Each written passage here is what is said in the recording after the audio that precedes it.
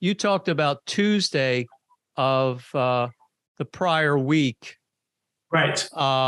You felt like you got hit with something. Well, oddly enough, I started to struggle halfway through that episode. Really? Yeah, I started to go through a detoxification, and it just hit me about halfway through.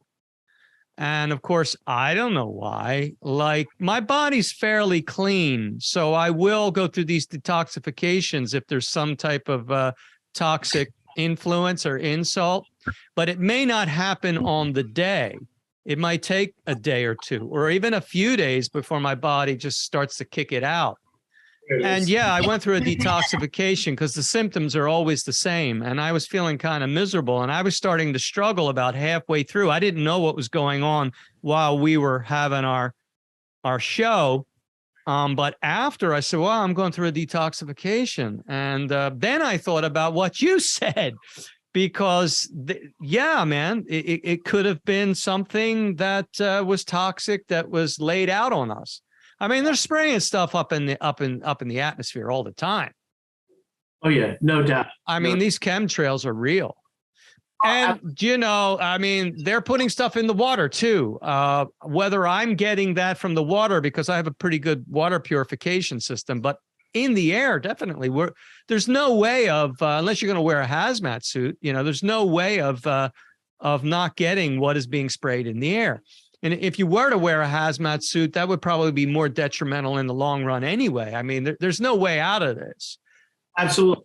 The only thing really, or, you know, really heavy metal detoxes are really about the only thing that you can do on a consistent basis, you know? Yeah, I guess some of that stuff is heavy metals, right? That's what they're spraying. They're spraying a lot of stuff, aren't they? I mean, it's not just, you know, well, the chemtrails are aluminum, barium, and strontium. So right. That's what they are. But also the other thing is, it's not only what is going on with the chemtrails, but it's, you know, the influence of how the stuff comes through, you know, in our produce, and, you know, all the other areas, you know. Yeah, sure. I mean, yeah, there's this toxicity through a lot of the stuff. We're being bombarded. We are.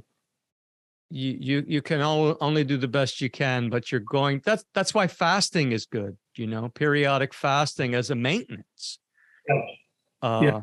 Which I'm going to probably be looking to do soon now that the weather gets colder. I kind of base it on I like to ride a bicycle in the winter, and when I fast, I don't ride in the summer, and when I fast, I don't ride a bike. So when it gets colder, it's a good time for me to do some fasting, which, you know, that's a way of getting that stuff out. Of course, yeah. You're gonna put it back in varying degrees, depending on how you eat, what kind of things you eat. People should be avoiding things that are in a box, you know, anything that's processed at all, stuff in a box, stuff in a can, that has to be minimized. Absolutely. Well, it's like the old saying goes, if man makes it, don't eat it, you know? Yeah. And, you know, the other thing that I was going to ask you now, when you're talking about fasting, are you talking about water fasting, dry fasting, juice fasting? What? Water. Yeah, water. I don't recommend the juice thing. I used to do it. In 2007, I was on juice for 8 months of that year. I don't recommend it. I think, you know, juice is processed. It's not that you can't drink juice. I do. I drink citrus juice occasionally, and in the summer I was drinking quite a bit of celery juice, which is why I've completely stopped salt, because I don't want to have to rely on celery juice. Yeah. If you eat salt occasionally, your body doesn't conserve it. Your body won't conserve sodium. The floodgates are open. If you don't eat any salt whatsoever, and I've experienced both scenarios. You don't eat any salt whatsoever, the adrenal glands start to produce a hormone called aldosterone, and aldosterone conserves sodium.